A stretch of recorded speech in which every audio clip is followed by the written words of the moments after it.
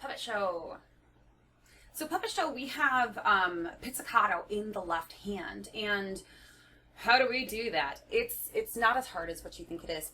I like to use for my left hand pizzicato whichever comes first or whichever comes next for choosing which left finger to use.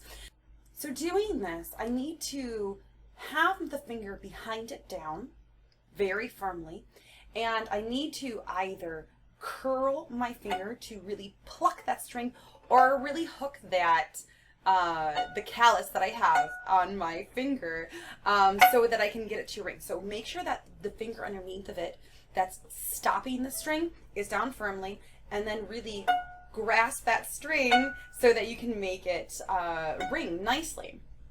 So three, pluck, three, pluck, and so I'm using those fingers that I just used. It's telling me to use that third finger. I'm going to use my second finger because I'm about to use that. That's the one that's most available. So take your time when rehearsing this in the beginning. Pits, pits. I really have to use my my callus with that second finger pizzicato, or you have to really turn in your fingers so that it's more harsh. So let's go through puppet show. Slow practice. Oh, 1, 2, ready, go.